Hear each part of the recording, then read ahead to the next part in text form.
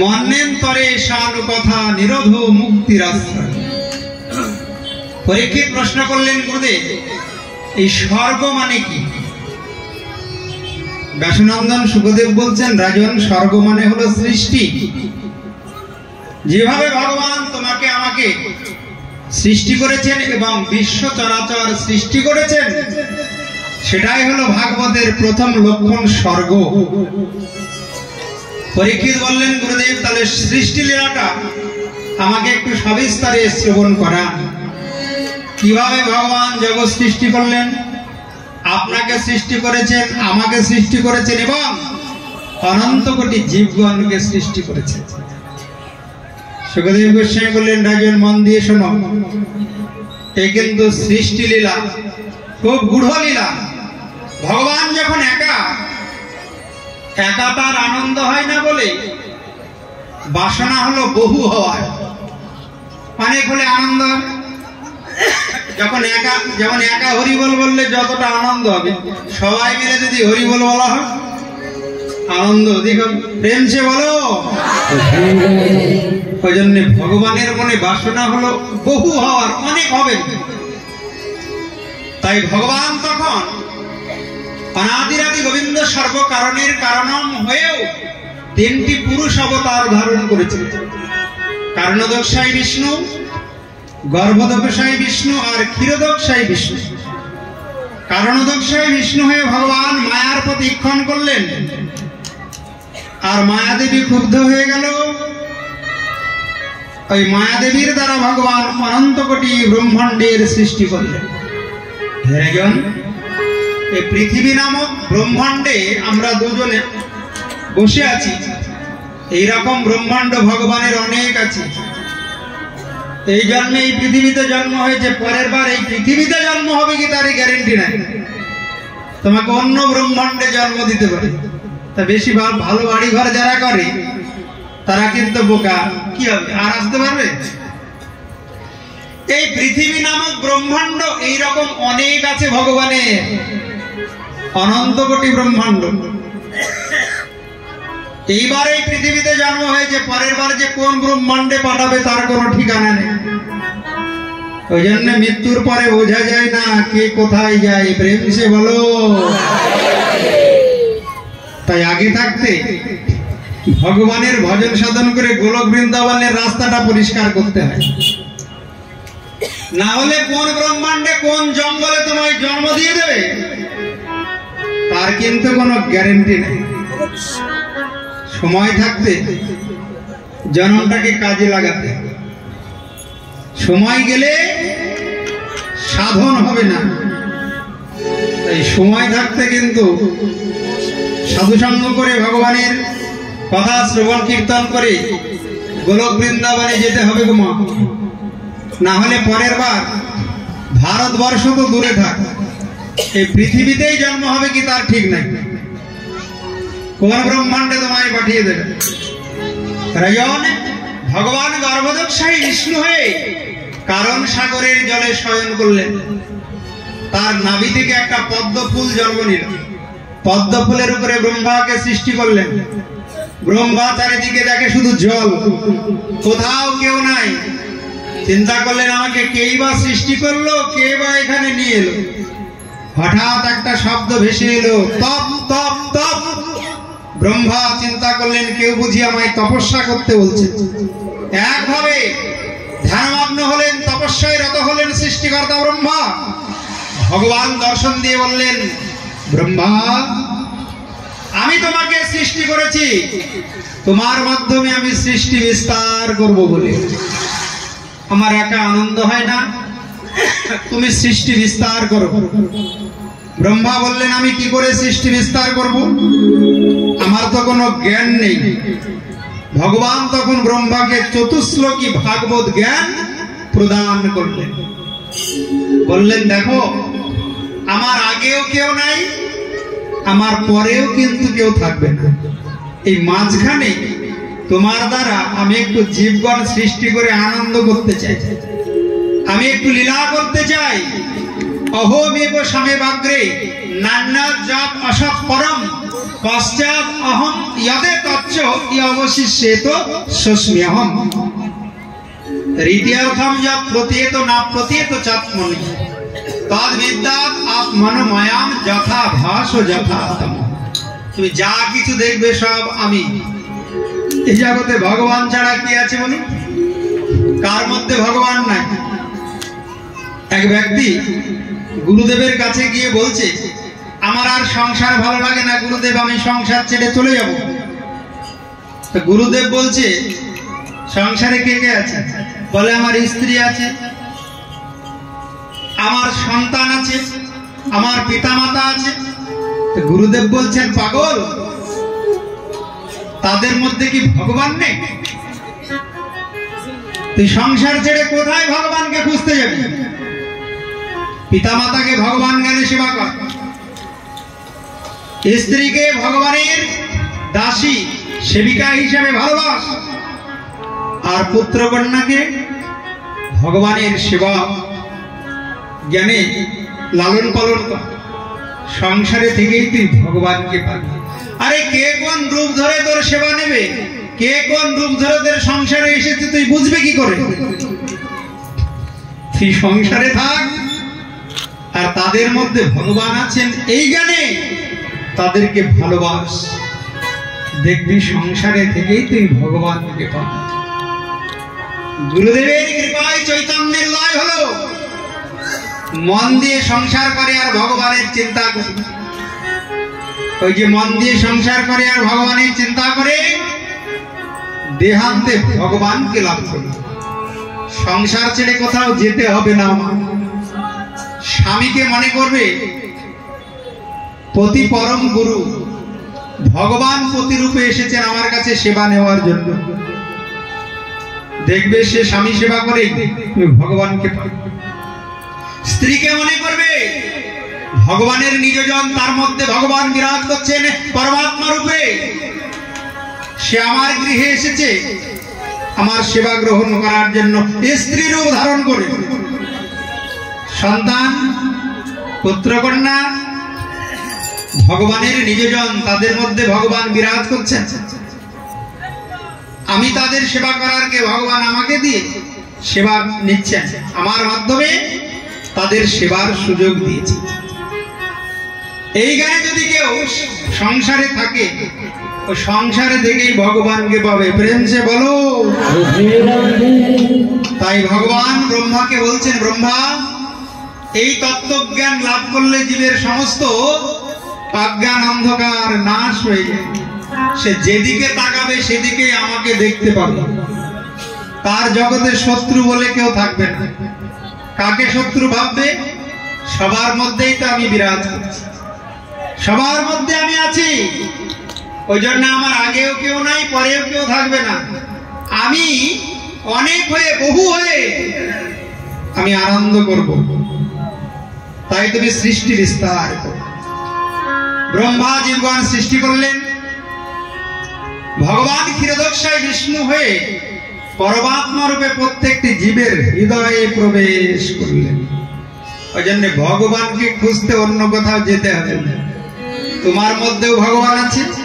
তুমি যত জীবগণ দেখছো সবার মধ্যে ভগবান আছে। তাই ভগবানকে যদি নাম ধরে ডাকো, ভগবান তোমার মধ্যে থেকেও সাড়া দেবেন, অন্যের মধ্যে থেকেও সাড়া দেবেন। প্রেম সে বলো। তাই রাধে কৃষ্ণ বল রে, রাধে কৃষ্ণ বল মুখে তুই, রাধে কৃষ্ণ বল একবার, রাধে কৃষ্ণ বল।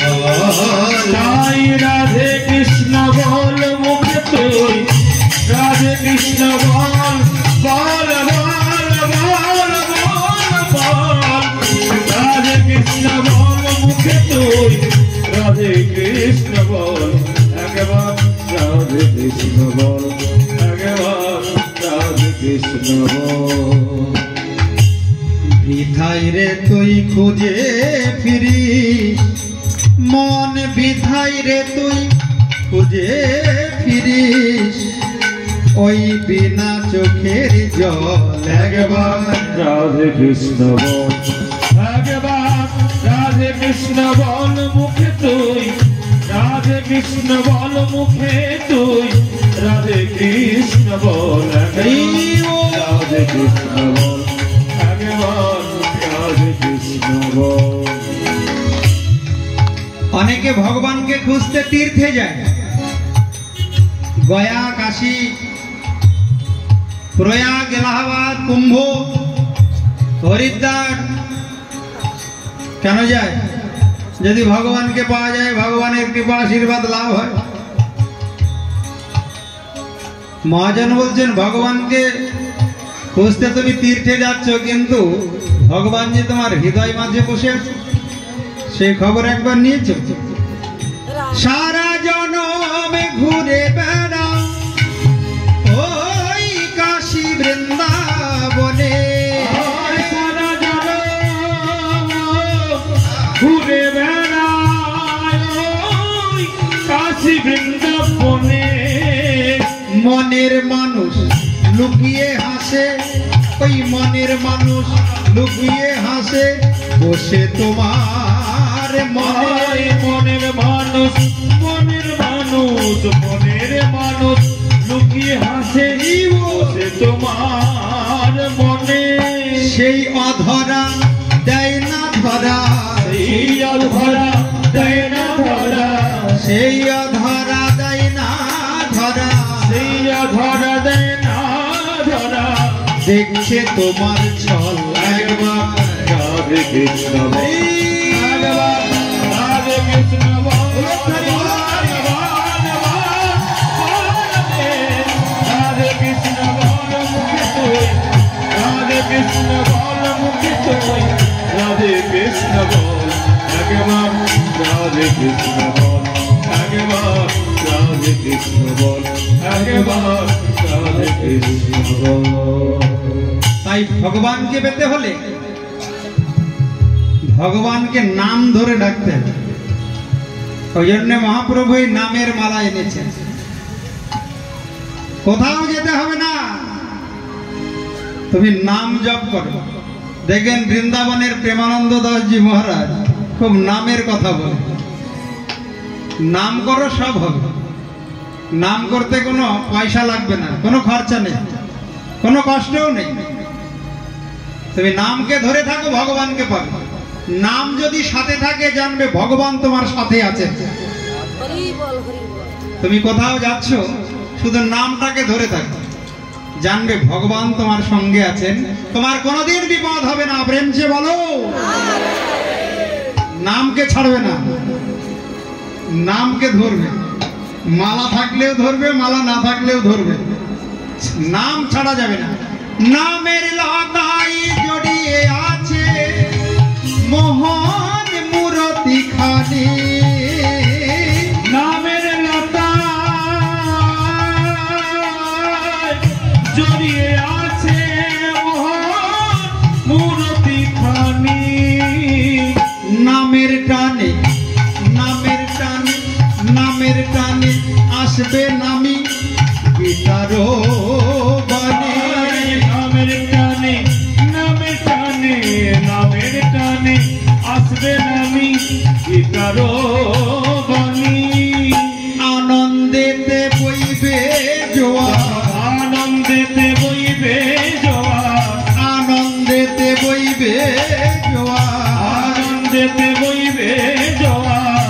পাবি মোক্ষ ফল একবার। রাধে কৃষ্ণ, রাধে কৃষ্ণ বল মুখে তুই, রাধে কৃষ্ণ বল মুখে তুই, রাধে কৃষ্ণ বল, একবার রাধে কৃষ্ণ বল, একবার।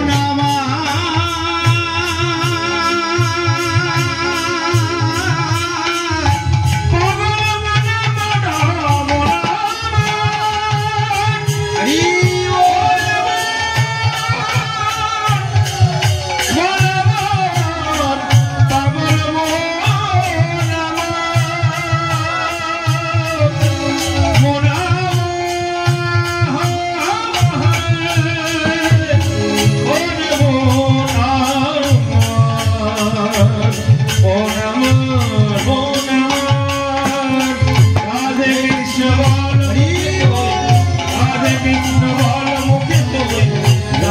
কৃষ্ণ বল একবার রাধে কৃষ্ণ বল একবার রাধে কৃষ্ণ বল একবার রাধে কৃষ্ণ বল। কৃষ্ণচন্দ্র ভগবান কি বলো, রাধা রানী কি। সুখদেব গোস্বামী রাজা পরীক্ষিতকে বলতেন, রাজন, ভগবানের আদেশে ব্রহ্মা তখন 4টি পুরুষ সন্তান সৃষ্টি করলেন। সনক, সনাতন, সনন্দন, সনত কুমার, 4টি পুত্র সন্তান।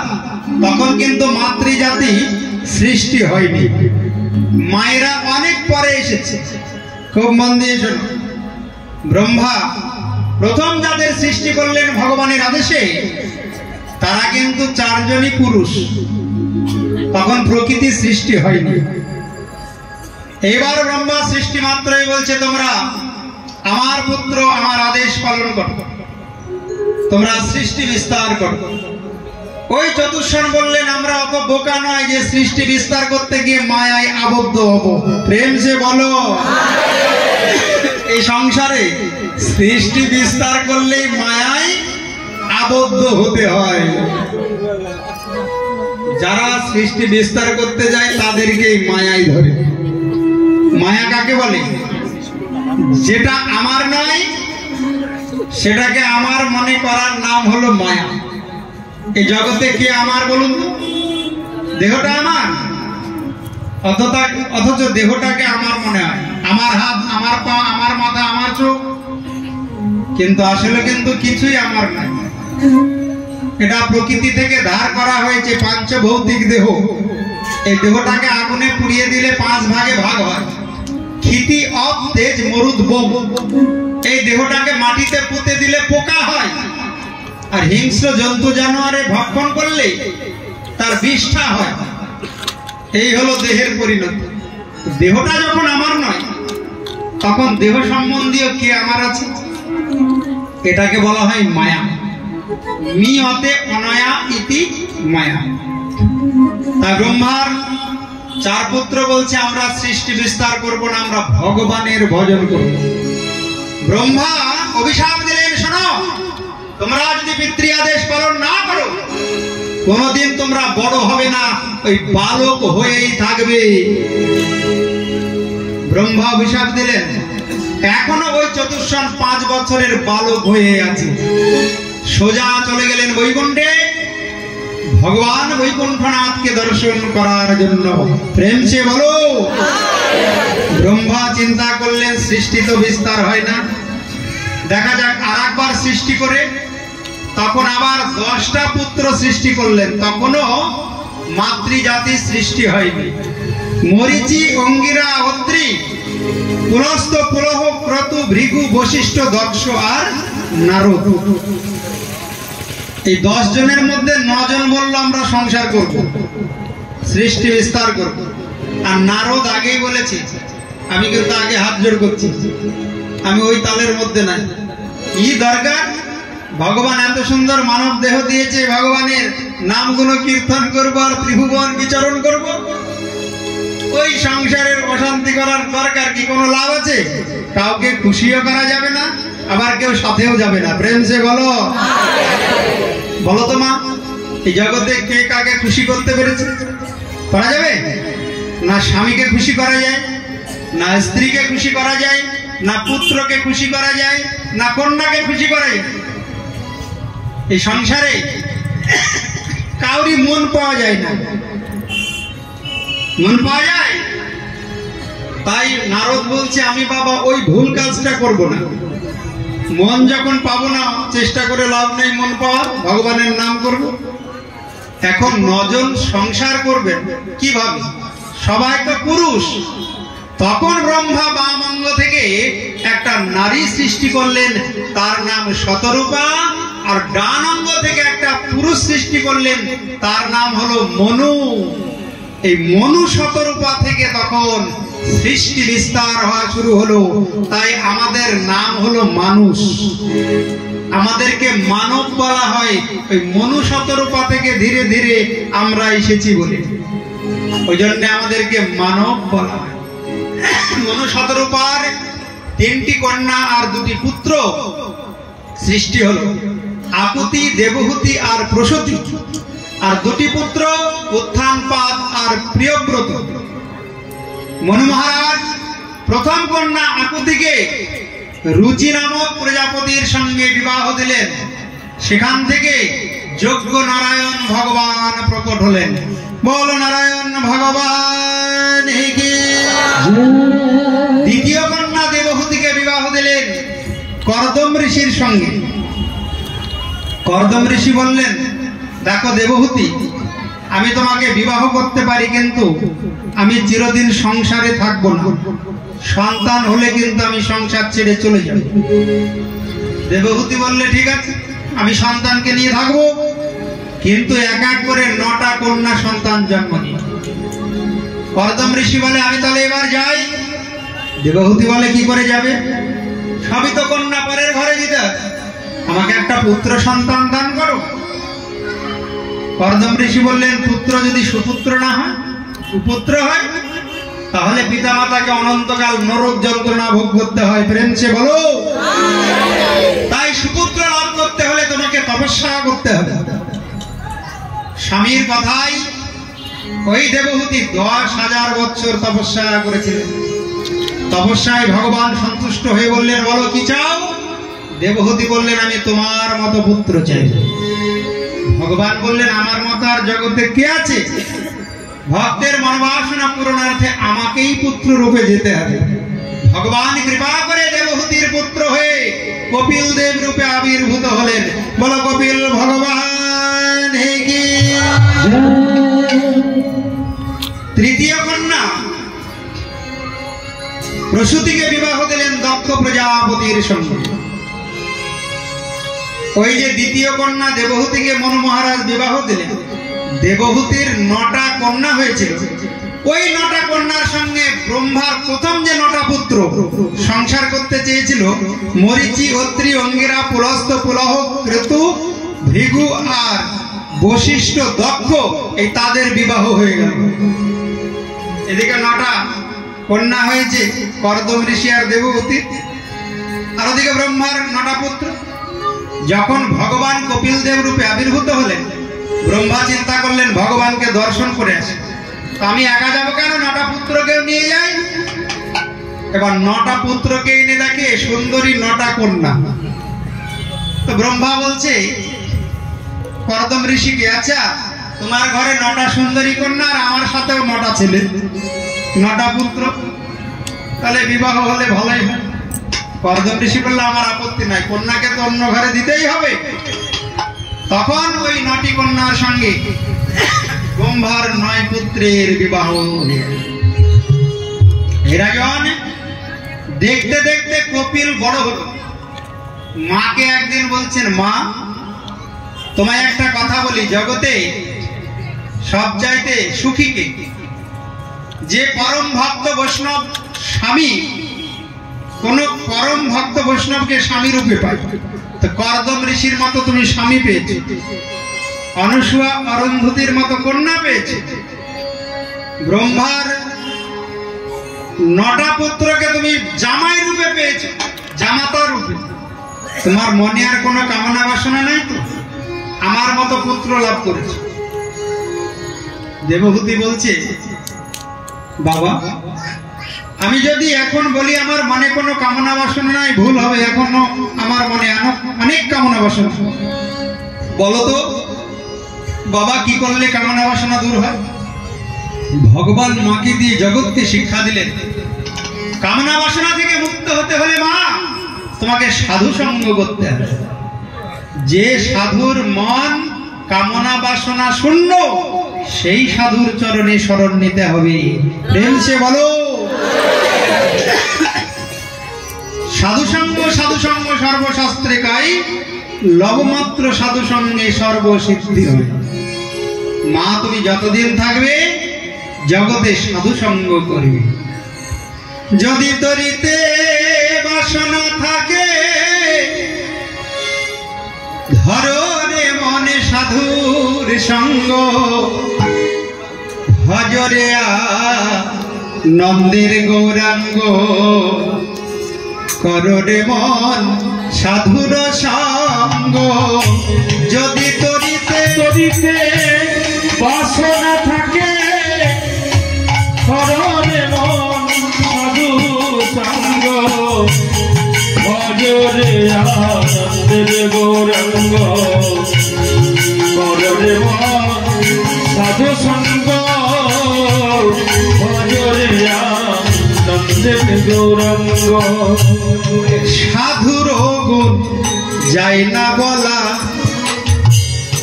শুদ্ধ চিত্ত অন্তর খোলা সাধুর গুণ যায় না বলা শুদ্ধ চিত্ত অন্তর খোলা সাধু দর্শনে যায় মনে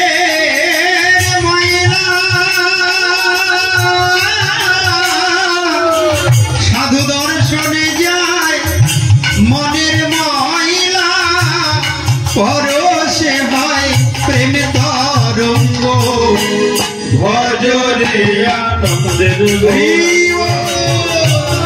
কররে মন সাধু সঙ্গ ভজরে আনন্দের গৌরাঙ্গ কররে মন সাধুর সঙ্গ ভজরে আনন্দের গৌরাঙ্গ দেবহূতি বললেন বাবা কপিল সাধু কাকে বলে তুমি আমায় একটু বলে দাও।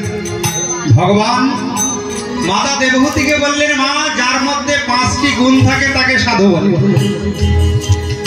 খুব মন দিয়ে শোনো এই 5টা লক্ষণ 5টা গুণ দেখে সাধু সঙ্গ করবে। তেতিক সবহ কারুণিক সুহৃদ সর্বদেহিনাম অজাত শত্রু শান্তবহ সাধব সাধুভূষণ। মা সাধুর 5টা লক্ষণ থাকে। প্রথম লক্ষণ হলো তিতিক্ষু, যে সাধু সে খুব ধৈর্যশীল হবে, তার মধ্যে সহিষ্ণুতা গুণ থাকবে, তররিব সহিষ্ণু, তাকে সাধু বলে প্রণাম করবে। তিতিক্ষু কারুণিক, যে সাধু হবে তার মধ্যে করুণা থাকবে, সে জীবনে কাউকে কখনো কষ্ট দেবে না, তাকে সাধু বলে প্রণাম করবে। সাধুর তৃতীয় গুণ হলো সুহৃদ, সাধু হবে হিতকারী মঙ্গলকারী, সবসময় জীবের কিসে মঙ্গল হয় সেই চিন্তা করবে, তাকে সাধু বলে প্রণাম করবে। 4 নম্বর হচ্ছে গুণ অজাত শত্রু। সাধু যে হবে জগতে তার কখনো কোনো শত্রু জন্মই নেবে না, তাকে বলা হয় অজাত শত্রু। যেমন যুধিষ্ঠির মহারাজকে কৃষ্ণ বললেন একটা অসাধু খুঁজে আনো, যুধিষ্ঠির কাউকে অসাধু দেখেনি, সবাইকে সাধু দেখে। যেমন দৃষ্টি তেমন সৃষ্টি, তোমার দৃষ্টি যেমন হবে জগতের সৃষ্টিকেও তুমি তেমনই দেখবে। প্রেম সে বলো। ওই জন্যে সাধুর 4র্থ গুণ হচ্ছে অজাত শত্রু। 5ম গুণ মা শান্ত, যে প্রকৃত সাধু তার হৃদয় মনে কখনো কামনা বাসনার ঢেউ থাকবে না। কামনা বাসনার ঢেউ যার হৃদয়ে আছে তার মন হৃদয় অশান্ত, সে হলো অসাধু। ওই জন্যে সাধু লক্ষণ দেখে চিনবে এবং সাধুর সঙ্গ করবে। সাধু জনার প্রেমে ললে ওই কত মুক্তা মানিক ফলে। আর সাধু জনার প্রেমে ললে কত মানিক মুক্তা ফলে। আরে সাধু যারে কৃপা করে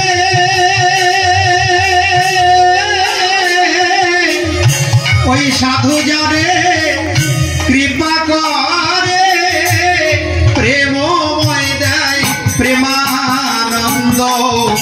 ভজরে আনন্দের কররে মন সাধু সঙ্গ। যদি তরিতে বাসনা থাকে, তরিতে বাসনা থাকে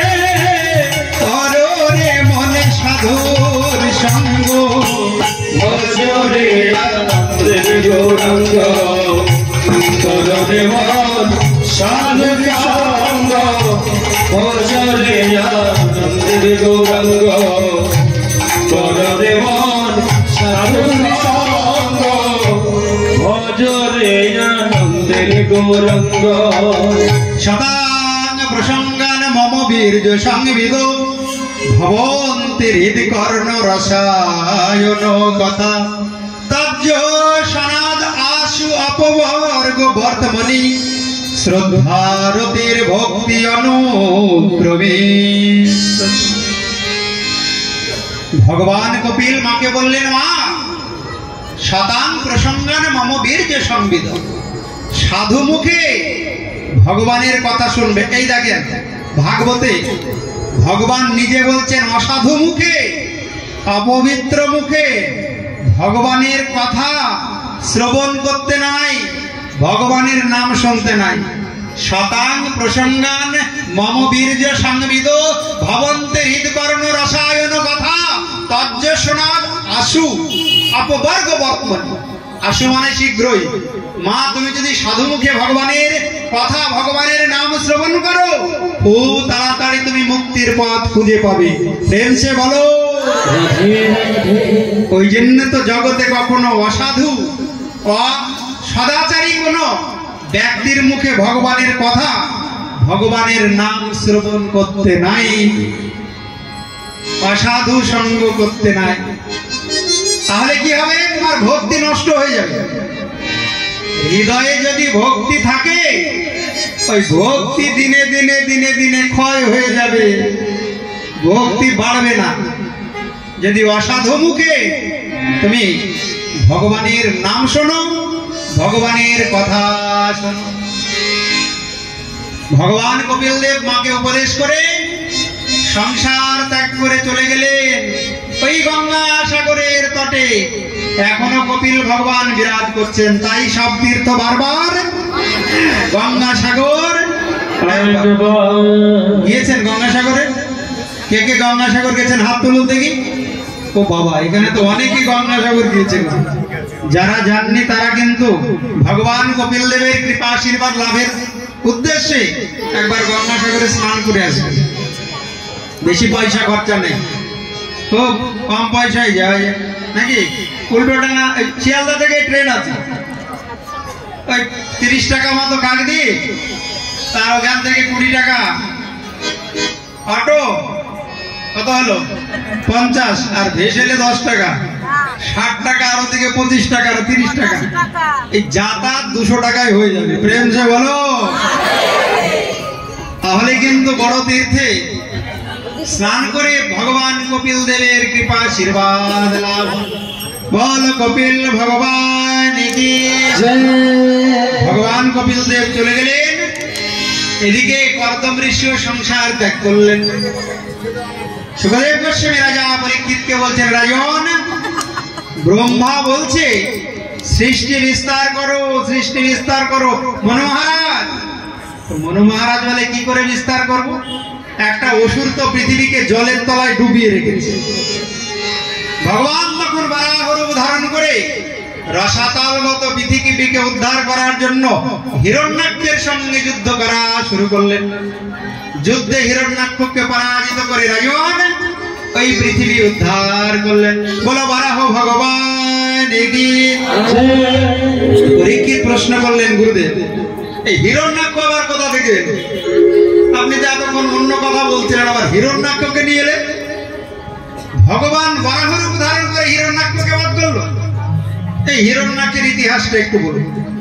সুখদেব গোস্বামী রাজা পরীক্ষিতকে বলছেন, রাজা ওই ব্রহ্মার 4 পুত্র যখন বৈকুণ্ঠে যায় ভগবানকে দর্শন করতে, তখন বৈকুণ্ঠের দ্বারপাল জয় আর বিজয় ব্রহ্মার 4 পুত্রকে বাধা দিয়েছে। বললে এখন দর্শন হবে না, শ্রীমান নারায়ণ লক্ষ্মী দেবীর সঙ্গে বিলাস করছে। তো ব্রহ্মার 4 পুত্র অভিশাপ দিলেন, জয় বিজয় বৈকুণ্ঠের দ্বারপাল হয়ে আমাদের সঙ্গে অসুরের মতো ব্যবহার, যা অভিশাপ দিলাম তোমাদের অসুর কুলে জন্ম। ওই ব্রহ্মার 4 পুত্রের অভিশাপে বৈকুণ্ঠের দ্বারপাল ওই হিরণ্যকর হিরণ্যকশিপু হয়ে কশ্যপের ঔরাসে দিতির গর্ভে জন্ম নিয়েছিলেন। একদিন কশ্যপ মুনির পত্নী দিতি সন্ধ্যাবেলায় কশ্যপ ঋষিকে বলছে আমাকে সন্তান দাও। তো কশ্যপ ঋষি বললেন, আরে এখন তো সন্ধ্যাবেলা, এখন যদি সন্তান আসে ওটা অসুর হবে। সন্ধ্যাবেলা কখনো শুদ্ধ আত্মা ঘোরাফেরা করে না, শুদ্ধ আত্মা ভোরবেলায় ঘোরাফেরা করে। এখন তুমি সন্তান চেও না। দিতি বললেন, আমার এক্ষুনি সন্তান চাই। কামসরে পীড়িতা ওই দিতি কশ্যপ ঋষির কাছ থেকে সন্তান নিয়েছিলেন একদম সন্ধ্যাবেলায়। ওই জন্য দুটো সন্তান 100 বছর মাতৃগর্ভে ছিল। জন্ম নেওয়ার সঙ্গে সঙ্গে দেখতে দেখতে বিরাট রূপ ধারণ করে, আর ভগবানের সঙ্গে যুদ্ধ করার জন্য চারিদিকে ঘোরাফেরা করে। ভগবান তো কাউরি বাসনা অপূর্ণ রাখে না। ওই হিরণ্যাক্ষকে যুদ্ধে পরাজিত করে রসাতলগত পৃথিবীকে উদ্ধার করেছিলেন। বলো বারাহ ভগবান রায়ন। ওই যে মনোর তৃতীয় কন্যা প্রসূতি, তার সঙ্গে বিবাহ হলো দক্ষ প্রজাপতি। তার 16টা কন্যা হয়েছিল। 13টি কন্যার বিবাহ দিলেন ধর্মের সঙ্গে, 14 নম্বর কন্যার বিবাহ দিলেন অর্জমার সঙ্গে, 15 নম্বর কন্যার বিবাহ দিলেন অগ্নির সঙ্গে, আর 16 নম্বর কন্যার বিবাহ দিয়েছিলেন ভোলানাথের সঙ্গে। বলো ভোলানাথ ভগবান কি। একবার দক্ষকে প্রজাপতি বানাবেন বলে দেবতাগণ স্বর্গে একটা সভার আয়োজন করেছিলেন। সেই সভায় সবাই উপস্থিত, ব্রহ্মা বিষ্ণু মহেশ্বর সবাই উপস্থিত হয়েছে, কিন্তু দক্ষ প্রজাপতির আসতে একটু দেরি হয়েছে। দক্ষ একটু দেরি করে উপস্থিত হয়েছে। সবাই উঠে দাঁড়িয়ে প্রণাম করলেন, কিন্তু 3 জন দাঁড়াননি, ব্রহ্মা বিষ্ণু আর ভোলানাথ। দক্ষ চিন্তা করলেন, ব্রহ্মা দাঁড়ায়নি, আমার পিতা, ওতে কিছু যায় আসে না। বিষ্ণু ভগবান পালন কর্তা, সেও দাঁড়ায়নি, তাতেও আমার কিছু যায় আসে না। কিন্তু আমার জামাই ভোলানাথ, সে গুরুজনকে সম্মানে দিতে জানে না, আজকে প্রমাণ হয়ে গেল। তাই শোনো ব্রহ্মাদি দেবতাগণ, আজ থেকে ওই ভোলানাথ কোন যজ্ঞের ভাগ পাবে না। সঙ্গে সঙ্গে ভোলানাথের পার্ষদ নন্দীশ্বর দাঁড়িয়ে অভিশাপ দিলেন, রে দক্ষ, তুমি যে মুখে ভোলানাথকে অভিশাপ দিচ্ছ, ওই মুখটা থাকবে না, একটা অসুর তোমার মুন্ডকে ছিঁড়ে যজ্ঞ কুণ্ডে স্বাহা করে দেবে। পাশে দাঁড়িয়েছিল ভৃগুমণি। ভৃগুমণি এবার উঠে অভিশাপ দিচ্ছে, শোনো, এই যারা শিবের ব্রত করবে তারা সব নাস্তিক হবে। সঙ্গে সঙ্গে নন্দী ভৃগুকে বলছে, ভৃগু সাবধান, আমি অভিশাপ দিলাম, অসুর তোমার গোপ দাড়ি ছিঁড়ে সব যজ্ঞকুণ্ডে স্বাহা করবে। এইভাবে সাপাসাপি হচ্ছে। তো ব্রহ্মাদি দেবতাগণ তাড়াতাড়ি স্বভাব ভেঙে দিলেন, কে কখন কাকে অভিশাপ দিয়ে দেবে তার ঠিক নাই, চলো বাড়ি যাও সব। কিন্তু দক্ষ এই অপমানের প্রতিশোধ নেবার জন্য ওই হরিদ্বারে কঙ্খলে একটা যজ্ঞের আয়োজন করেছে। সেই যজ্ঞে 16টি কন্যার মধ্যে 15 জনকে নিমন্ত্রণ করেছে, শুধু সতীকে নিমন্ত্রণ করেনি।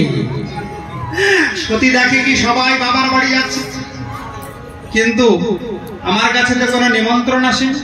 ভোলানাথকে গিয়ে বলছে, ভোলানাথ, এই পিতার গৃহে আর গুরুগৃহে নিমন্ত্রণ ছাড়া যাওয়া যায়? আমার পিতা হয়তো নিমন্ত্রণ করতে ভুল করেছে, কিন্তু আমি যেতে ভুল করব না, আমি যাব। ভোলানাথ বললেন, দেখো, ওখানে তুমি যাবে না, গেলে স্বামী নিন্দা শুনবে। পতিব্রতা রমণী যদি স্বামী নিন্দা শোনে, তাকে অনন্তকাল নরক যন্ত্রণা ভোগ করতে হয়। প্রেম সে বলো। ওই জন্য স্বামী নিন্দা কখনো শুনতে নাই। এখনকার মায়েরা তো নিজেই স্বামী নিন্দা করে,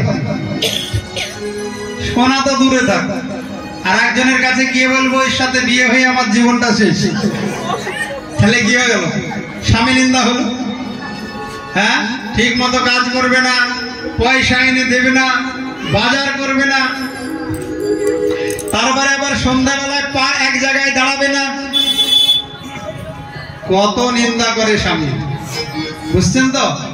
সারাদিন ভালো থাকে, সন্ধ্যাবেলা তার পা এক জায়গায় দাঁড়ায় না। প্রত্যেকদিন একটা দোকানে গিয়ে লাইন দেয়। কোন দোকান? আনন্দের দোকান না নিরানন্দে? প্রেমছে বলো। এখন তো কলিযুগে ওই দোকানেই ভিড় বেশি। এখন আবার পুলিশে লাইন ঠিক করে দেয়, এই সোজা হয়ে দাঁড়াও, একবারে ঝগড়া করবে না। আগে তো দেখতাম ওগুলো খেলে পুলিশ ধরে নিয়ে যেত, এখন পুলিশে লাইন সোজা করে দিচ্ছে। এইরকম স্বামী নিন্দা মায়েরা নিজেই গিয়ে অন্যের কাছে করে। স্বামী নিন্দা শুনলে যদি নরক গতি হয়, তাহলে স্বামী নিন্দা করলে কি গতি হবে? কখনো স্বামী নিন্দা করতে নেই। ভোলানাথ বলছেন, সতী তুমি যাবে না, ওখানে গেলে স্বামী নিন্দা শুনবে। স্বামী নিন্দা শুনলে নরক যন্ত্রণা ভোগ করতে হবে।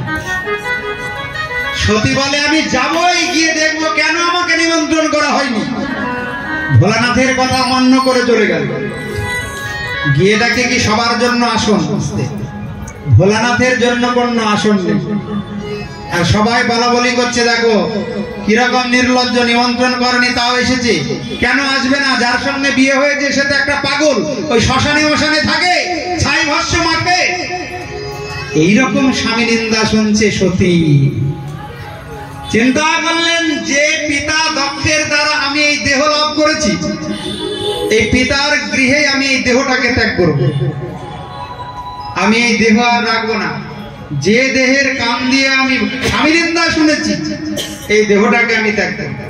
এই বলে অগ্নিময় তত্ত্বের ধ্যান করে ওই সতী দক্ষ গৃহে নিজের দেহ ত্যাগ করলেন। যেই দেহ ত্যাগ করেছে, নারদ ছুটেছে খবর দিতে, ভোলানাথ। ভোলানাথ কোন কৈলাসে ভগবানের নাম জপ করছে, হরে কৃষ্ণ কৃষ্ণ কৃষ্ণ হরে হরে, হরে রাম রাম রাম হরে হরে। নারদ গিয়ে বলছেন, দাঁড়ান দাঁড়ান, আরে এখন জপ করার সময় নয়, আমার কথা শুনুন। ভোলানাথ বলছে, বলো দেবর্ষিপা, কি হয়েছেটা কি? বলে, প্রভু আজকে থেকে আপনিও যা আমিও তাই। তার মানে? বলে, আপনারও মানে? নারদ চিন্তা করতে বললে যদি আবার বিপদ ঘটে। বলছে, শুনুন শুনুন, আমারও কেউ নাই, আপনারও কেউ নাই। চলুন তাহলে দুজন আমরা মনের আনন্দে ভগবানের নাম গুণ কীর্তন করি।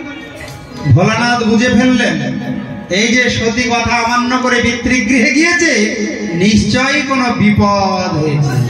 দেবর্ষিপাদ, কি হয়েছে আপনি বলুন। নারদ বললেন, আপনার কথা অমান্য করে সতী পিতার গৃহে গিয়ে দেহ ত্যাগ করেছে, আপনার নিন্দা সহ্য করতে না পেরে। ওই জন্যই তার নাম হলো সতী। আর অসতী কারা? যারা স্বামী নিন্দা সহ্য করে তারা, যারা স্বামী নিন্দা অন্যের কাছে করে তারা। আর সতী কারা? যারা স্বামী নিন্দা শ্রবণ করে সহ্য করতে পারে না, নিজের দেহকেই ত্যাগ করে, তারা হলো সতী। প্রেম সে বলো। ভোলানাথ সঙ্গে সঙ্গে মাথা থেকে একটা জটা ছিঁড়ে নিচে ফেললেন। একটা বীরভদ্র নামে অসুরের জন্ম হলো। ভোলানাথ বীরভদ্রকে বললেন, যাও দক্ষ গৃহে গিয়ে দক্ষ যজ্ঞ কুণ্ড লণ্ডভণ্ড করে ভেঙে ফেলো, আর ওখানে যারা আছে তাদের উপযুক্ত শাস্তি দাও। বীরভদ্র সোজা গিয়ে যজ্ঞকুণ্ড ভেঙে ফেললেন, আর দক্ষ প্রজাপতির মাথাটা ছিঁড়ে ওই যজ্ঞকুণ্ডে সোয়াহা করে দিলেন। ভৃগুমুনির দিকে তাকিয়েছে, ভৃগুমুনি এবার দৌড়াচ্ছে, এবার আমাকে তো ধরবে। সঙ্গে সঙ্গে পেছন থেকে গিয়ে ধরে গোপ দাড়ি উপড়িয়ে সব যজ্ঞকুণ্ডে সোয়াহা করে দিলেন। আর পেছনে পেছনে ভোলানাথ ছুটে গিয়ে সতীর দেহটা কাঁধে তুলে নিয়ে উদ্দণ্ড নৃত্য করা শুরু করলেন। এমন ভাবে নৃত্য করছেন ভোলানাথ যেন প্রলয় হয়ে যাবে। ব্রহ্মাদি দেবতাগণ বললেন, প্রভু আপনি তো বৈষ্ণবের মধ্যে সর্বশ্রেষ্ঠ বৈষ্ণব, আপনি নৃত্য বন্ধ করুন, না হলে এই যে প্রলয় হয়ে যাবে, জগতের জীবগণ সব মারা যাবে, কোন মতে নিত্য বন্ধ করে না, তখন ভগবান বিষ্ণু সুদর্শন চক্র ছাড়লেন। আর এই সুদর্শন চক্র সতীর দেহটাকে টুকরো টুকরো টুকরো করে বিভক্ত করে ফেললেন। হেরাজন 51টা টুকরে বিভক্ত করেছিল। ওই 51টা টুকরো যেখানে যেখানে পড়েছে সেখানে একটা করে শক্তিপীঠ তৈরি হয়েছে। তার মধ্যে কামাখ্যা একটা শক্তিপীঠ। বলো ভোলানাথ ভগবান কি ভোলানাথ নিত্য বন্ধ করলেন। ব্রহ্মাদি দেবতাগণ বললেন, প্রভু আপনি পরম বৈষ্ণব, যজ্ঞ কি অসম্পূর্ণ থাকবে? ভোলানাথ বললেন, কি করে যজ্ঞ হবে? যজ্ঞের যে মূল যজমান তার তো ধড় আছে, মাথা নাই, তাহলে তার মাথার ব্যবস্থা করো। উত্তর দিকে তোমরা রওনা দাও, যাকে প্রথমে দেখবে তারই মাথাটা কেটে নিয়ে আসবে। এইবার উত্তর দিকে রওনা দিয়ে প্রথমে ছাগলের সঙ্গে দেখা হয়েছে। আর ওই ছাগলের মাথাটা এনে যেই দক্ষ প্রজাপতির ধড়ের সঙ্গে সংযোজন করেছে, সঙ্গে সঙ্গে বম বম বম বম বম বম করে ভোলানাথের জয়ধ্বনি করা শুরু করেছেন। বলো ভোলানাথ ভগবান কি জয়। যজ্ঞ সম্পন্ন হলো। যজ্ঞে ভগবান নারায়ণ প্রকট হলেন। সবাই তখন ভোলানাথের জয়ধ্বনি করা শুরু করলেন। জয় শিব শঙ্কর পরমেশ্বর, জয় শিব শঙ্কর পরমেশ্বর, জয় জয় প্রভু অনাথের নাথ। তুমি আমার প্রভু ভোলানাথ, তুমি আমার প্রভু ভোলানাথ। জয় শিব শঙ্কর পরমেশ্বর, জয় শিব শঙ্কর পরমেশ্বর, জয় জয় প্রভু অনাথের নাথ। তুমি আমার প্রভু ভোলানাথ, তুমি আমার প্রভু ভোলানাথ। ওম নমঃ শিবায়, ওম নমঃ শিবায়, ওম নমঃ শিবায় ভোলানাথ। তুমি আমার প্রভু ভোলানাথ, ভোলানাথ ভগবান তুমি আমার প্রভু ভোলানাথ। এইভাবে দক্ষ যজ্ঞ সম্পন্ন হলো রাজন। এবার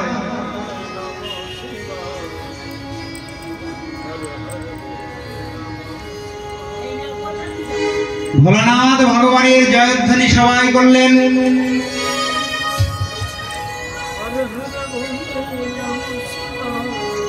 নম শিবায় নম শিবায় হরে হরে ভোলে নম শিবায়। নম শিবায় নম শিবায় হর হর ভোলে নম শিবায়। গঙ্গাধরায় শিব গঙ্গাধরায় হর হর ভোলে গঙ্গাধরায়।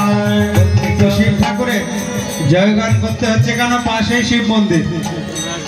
আর ভোলানাথ তো পরম বৈষ্ণব, তার গুণ মহিমা কীর্তন করলে বিশেষ কৃপা সবারই লাভ হবে। প্রেম সে বলো।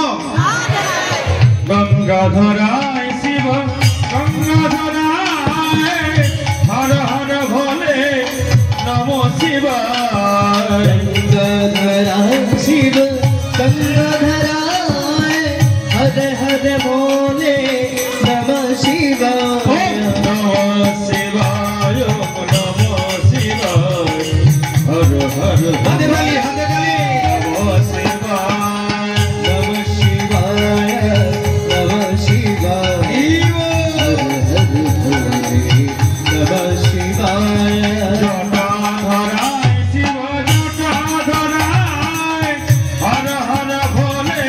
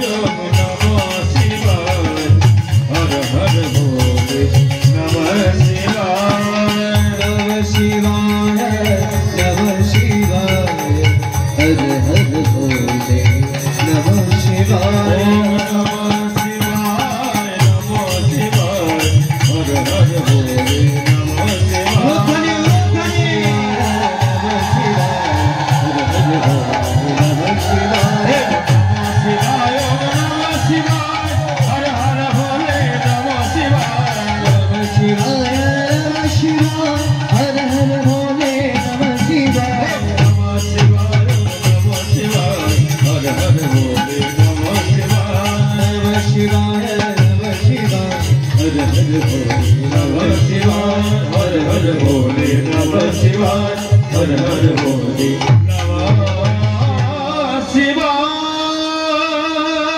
बोलो भोलानाथ भगवान की जय। सुखदेव गोस्वामी राजा परीक्षित के एबार मनोर দুই পুত্রের বংশ বর্ণন শ্রবণ করাচ্ছেন। হিরায়ণ উত্থানবাদের দুই পুত্র, মনু মহারাজের দুই পুত্র উত্থানবাদ আর প্রিয়ব্রত। মনু মহারাজ প্রথমে প্রিয়ব্রতকে সংসার করতে বললেন। প্রিয়ব্রত বললেন আমি একটু বনে গিয়ে তপস্যা করে আসি, সাধন ভজন করে সংসার করব। চলে গেলেন বনে। আর এদিকে উত্থানবাদ সংসার করলেন তার দুটি পত্নী, একটা সুনীতি আর একটা সুরুচি। দুই পত্নীর গর্ভ থেকে দুটি সন্তান জন্ম নিল, একটা ধ্রুব আর একটা উত্তম। একদিন উত্থানবাদ ওই উত্তমকে কোলে নিয়ে সিংহাসনে বসে আছে, আর ধ্রুব গিয়ে বলছে পিতা আমিও আপনার কোলে সিংহাসনে বসবো।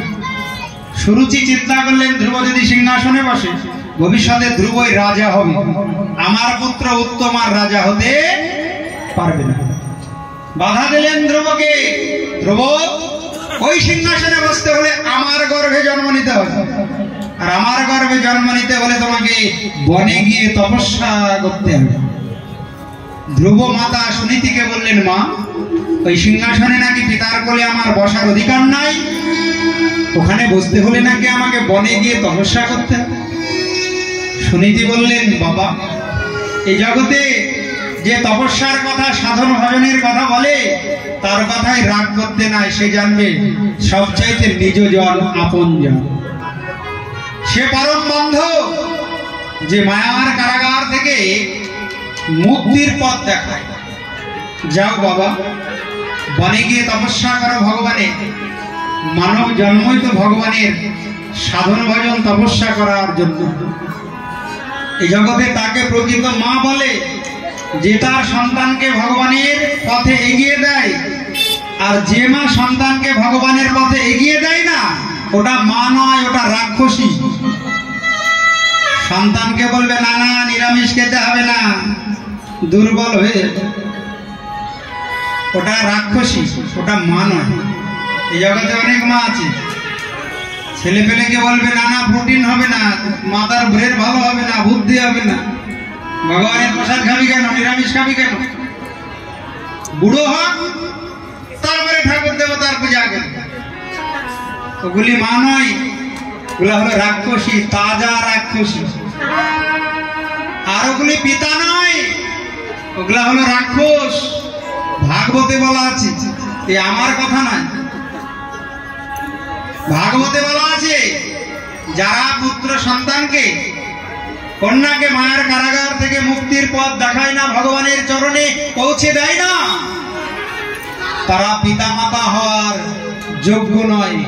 না মোচায়েত সমপ্রিয়েত মৃত্যুম গুরুর নশস্যাৎ স্বজন নশস্যাৎ পিতা নশস্যাৎ জননী নশস্যাৎ। ওটা পিতা মাতা নয়, না মোচায়েত সমপ্রিয়েত মৃত্যু। তাকেই প্রকৃত মা বলে যে তার সন্তানকে এই মায়ার কারাগার সংসার থেকে মুক্তির পথটা দেখায়, ভগবানের চরণে পৌঁছে দেয়, সে হলো প্রকৃত মা। মাকে প্রণাম করে ধ্রুব চলে গেল বনে। বাধা দিলেন না সুনীতি, যাও বাবা ভগবানের নাম করো, ভগবানের ভজন, ভগবানের জন্যই তো মানব জন্ম, মানব জন্মটাই তো ভগবানের ভজনের যোগ্য জন্ম। যাও বনে গিয়ে সাধন ভজন করো। ধ্রুব বনে বনে ভ্রমণ করে, বাঘ সিংহ হরিণ যাকে দেখে তাকেই বলে তুমি কি আমার ভগবান। ছোট্ট শিশুর সরল অন্তঃকরণ লক্ষ্য করে হিংস্র পশুরাও হিংসা ভুলে যায়। বনে বনে ভ্রমণ করছে আর ভগবানকে বলছে প্রভু আর কতকাল গিরিধারী লাল আড়ালে আড়ালে রবে, প্রভু আর কতকাল গিরিধারী লাল আড়ালে আড়ালে রবে, বলো আর কতকাল গিরিধারী লাল আড়ালে আড়ালে রবে আমার নয়নের জল ঝরে অবিরাম দর্শন দিবে গোপাবে আমার নয়নের জল ঝরে অবিরাম দর্শন দিবে গোপাবে আড়ালে আড়ালে রবে বলয়া পতাকা গিরিধারী লাল গিরিধারী ভগবান কি বলয়া পতাকা গিরিধারী লাল আড়ালে আড়ালে রবে দেখা যদি নাহি দিবে অগণির হৃদয় আশা কেন দিয়েছিলে হরিয়ার হৃদয় দেখা যদি নাহি দেবে অগণির হৃদয় তবে কেন দিয়ে আশা কেন দিয়েছিলে হরিয়ার হৃদয় দেখা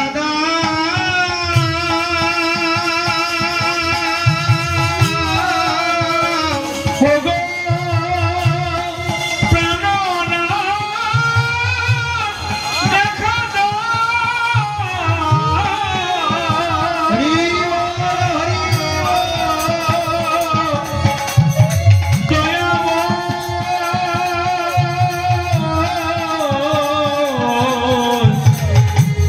দাও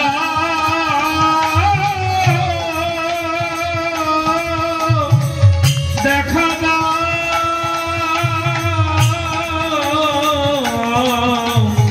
দেখা দেখা যদি নাহি দেবে অগণির হৃদয় আশা কেন দিয়েছিলে হরিয়ার হৃদয় ধ্রুবের পরাণে তোমারি কামনা যুগের পরাণে তোমার কামনা সবই কি গো বিফলে যাবে আড়ালে আড়ালে রবে হরি গিরিধারী লাল আড়ালে আড়ালে রবে দেখা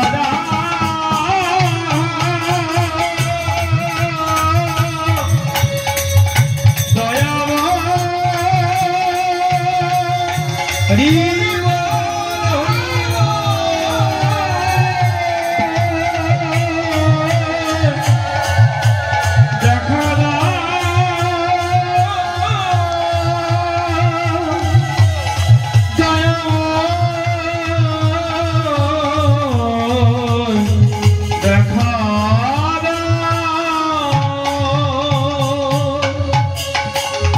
ভগবান আর থাকতে পারলেন না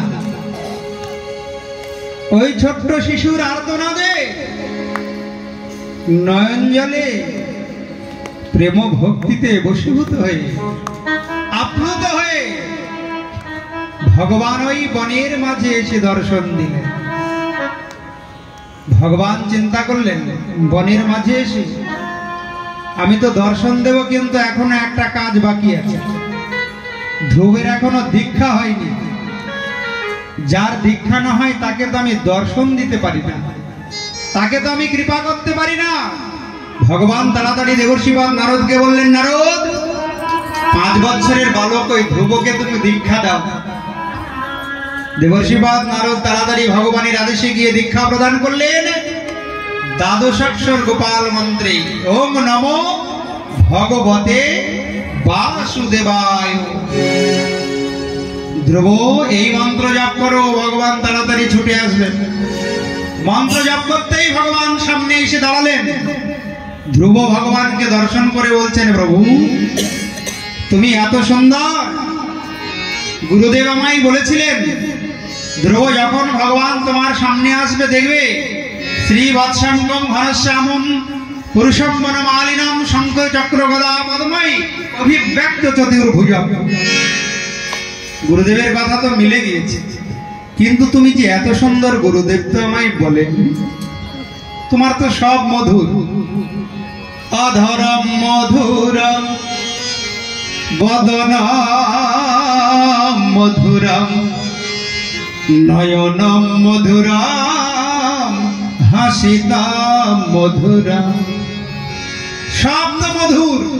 প্রভু আমি আর কিছু চাই না, আমি শুধু তোমাকে চাই। তুমি আমায় কথা দাও কোনোদিন আমায় ছেড়ে যাবে না। প্রভু অনেক কষ্টে আমি তোমার দর্শন পেয়েছি। গুরুদেবের দেওয়া মন্ত্র জপ করে ত্রিসন্ধ্যা যমুনার জলে স্নান করে গাছের শুকনো পাতা ভক্ষণ করে শ্বাসরুদ্ধ করে আমি তোমার দর্শন পেয়েছি। তুমি কথা দাও তুমি আমায় ছেড়ে যাবে না, কথা দাও। ভগবান বললেন ধ্রুব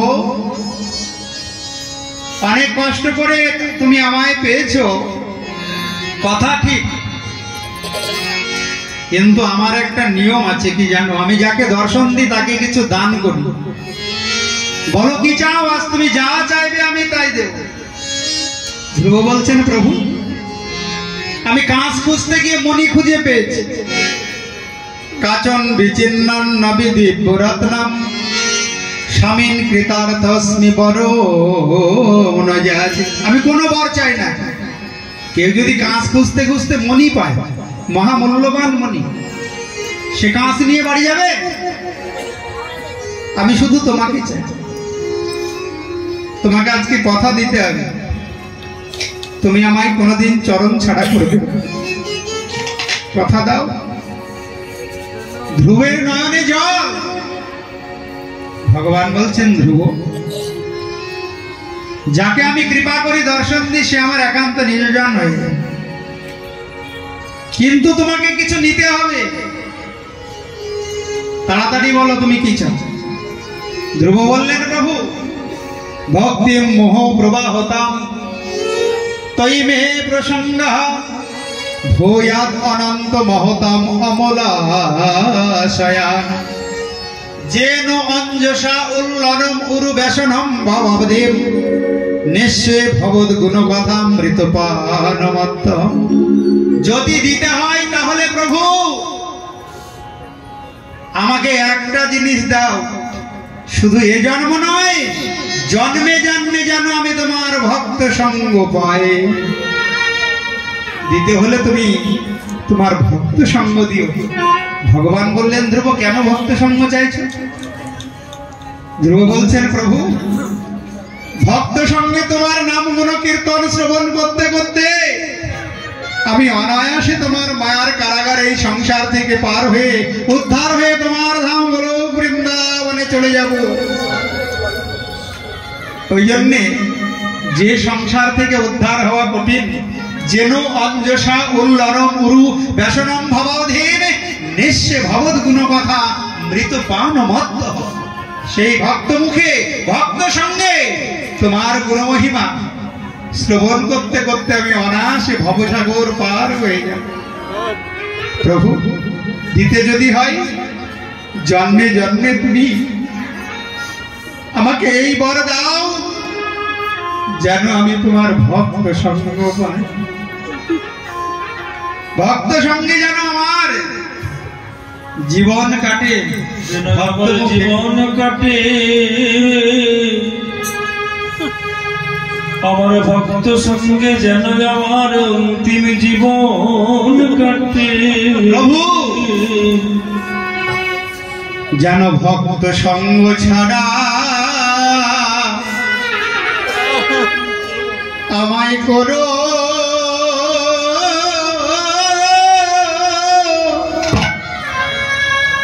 করুণা গো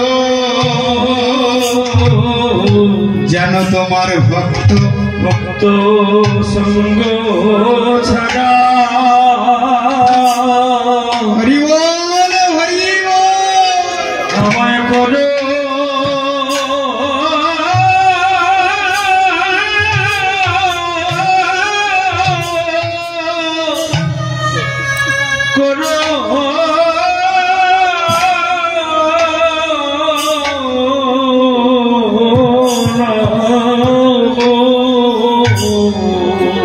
শুধু জন্মে না হরি বল হরি বল হরি বল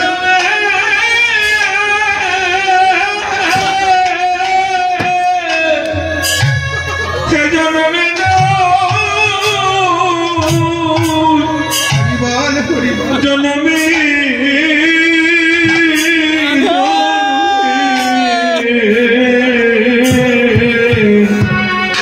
তোমার ভক্ত সঙ্গ ছাড়া আমায় করো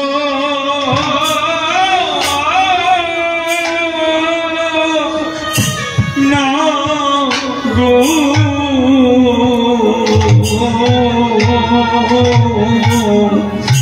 যেন আমার অন্তিম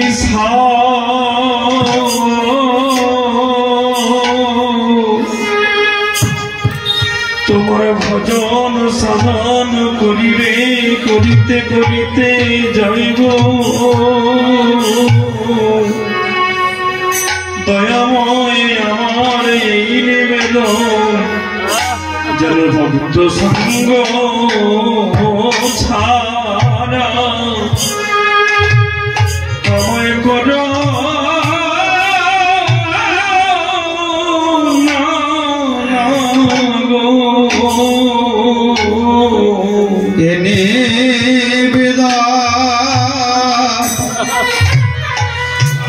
নিবেদনে জানাই রাখি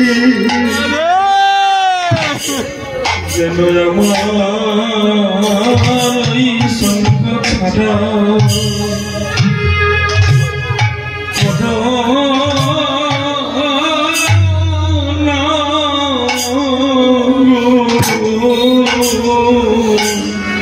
আমি বহু জন্মে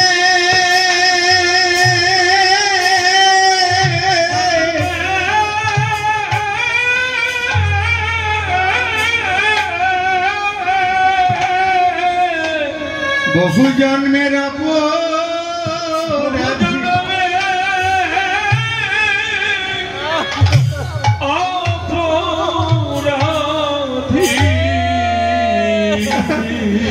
তাই জন্য ভক্ত সঙ্গ ছাড়া হরি বল হরি বল হরি বল সময় করো না শুধু তোমার চরণের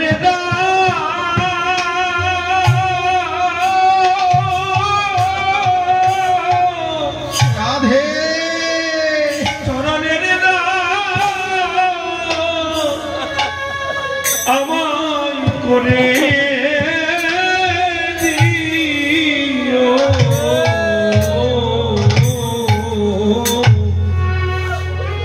ওই সঙ্গ ছাড়া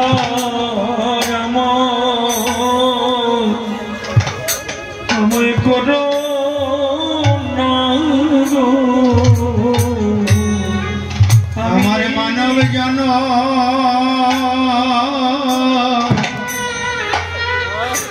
আর হয় কি না হয় ভক্ত সঙ্গ ছাড়া আমায় করো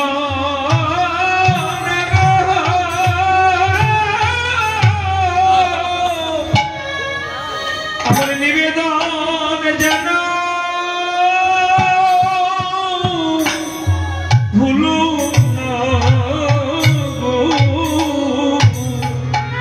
আমার যেন জন হয় বা ওই সঙ্গ ছাড়া করুণা গো আমার এই মানব জন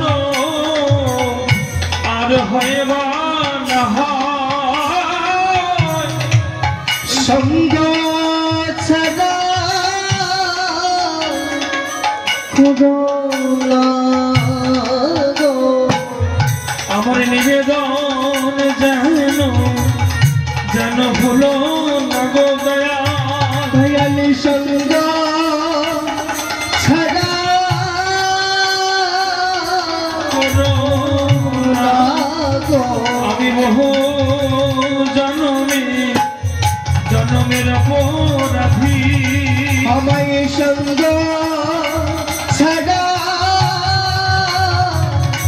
করুণা গো আমার এই নিবেদন আমি জানাই রাখি যেন যেন অন্তিম কালে নাম বলিতে পারি আমার শ্বাস যেন রোদ না হয় গো সনয়ন্তিম কালে না বলতে পারি আমার নিবেদন যেন ভুলো না গো অন্তিম কালে না বলতে পারি নিবেদন যেন ভুলো না গো অন্তিম কালে না বলতে পারি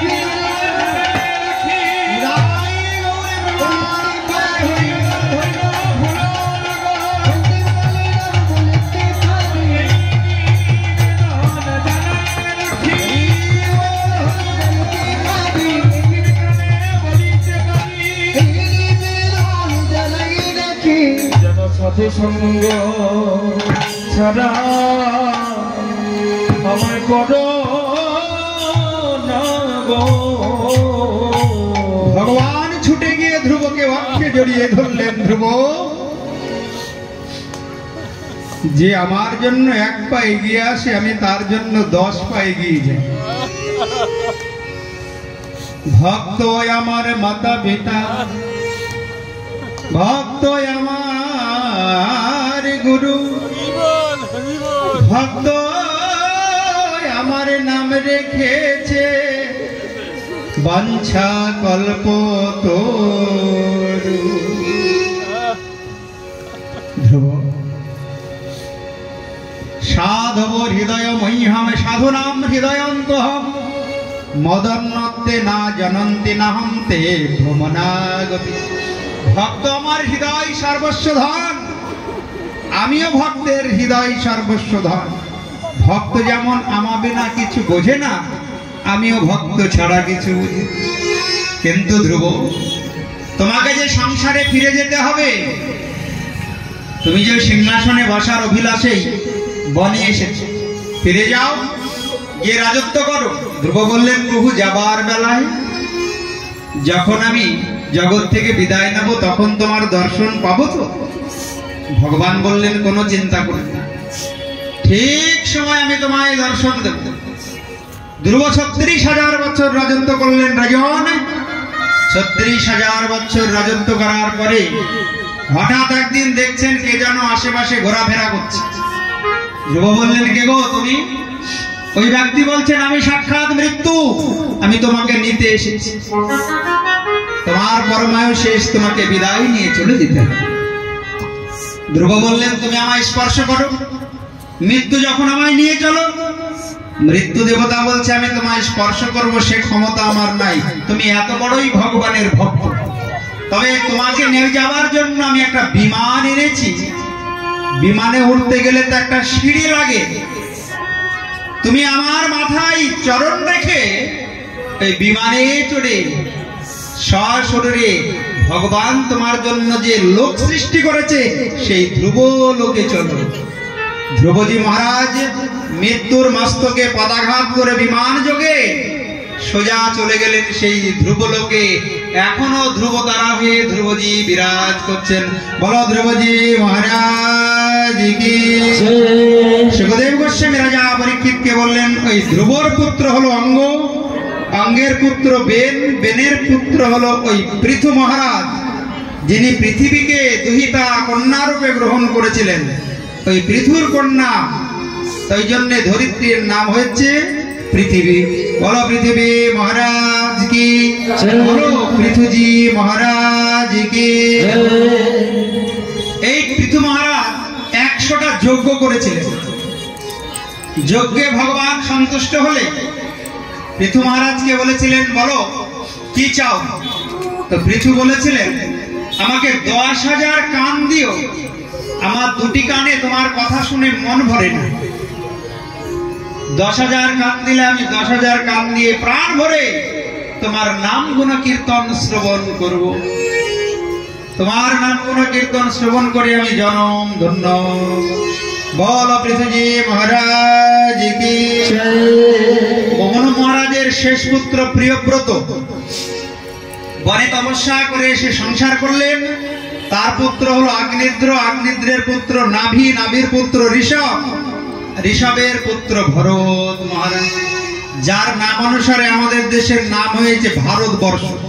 ভরত চিন্তা করলেন সংসারে থেকে ভজন করা যায় না, বনে গিয়ে তপস্যা করতে মায়ায় আবদ্ধ হয়ে গেলেন। একটা হরিণের মায়ায় পড়ে মৃত্যুর সময় হরিণ চিন্তা করতে করতে প্রাণ ত্যাগ করলেন। আর পরের জন্মে হরিণ হয়ে জন্ম নিতে হলো। চিন্তা করেন, হায় হায়, কেন আমি হরিণের বাচ্চার মায়ায় পড়লাম। এরপরে যদি আর কোনোদিন মানব জন্ম লাভ করি আর কাউকে ভালোবাসবো না। পরের বার আবার ব্রাহ্মণ কুলে জন্ম হলো। ওই জন্মে কথা বলতে পারে কিন্তু কথা বলে না, নাম হলো জড় ভরত। মনের দুঃখে সংসার ত্যাগ করে এক বনের মাঝে বসে তপস্যা করছেন। আর ওই বনের রাজা মালিক প্রত্যেক অমাবস্যার রাত্রে মাতা ভদ্রকালীর সামনে নরবলি দেয়। এবার নরবলি দেওয়ার জন্য ধরেছে জড় ভরত। চলো, তোমার মতো সুন্দর ভক্তকে যদি মায়ের সামনে আমি বলি দিতে পারি তাহলে মাতা ভদ্রকালী খুশি হবে। ভরত চিন্তা করছে, হায় হায়, আমি এলাম ভগবানের ভজন করতে, আর ভদ্রকালীর সামনে আমাকে বলি দেবে। ঠিক আছে, মায়ের বদন পানে চেয়ে জড় ভরত বলে, মা তুমি না জগৎ জননী, তুমি সন্তানের বলি নেবে? মা কখনো সন্তানের বলি না, তুমি না জগৎ জননী মা। আচ্ছা, আমি এই প্রাণ বিসর্জন দিতে রাজি, কিন্তু একটা কথা, মাতা ভদ্রকালী তোমাকে ওই মৃন্ময় রূপ ত্যাগ করে চিন্ময় রূপে দর্শন দিতে হবে। একটা বার দর্শন দাও মা ভদ্রকালী, আমি তাহলে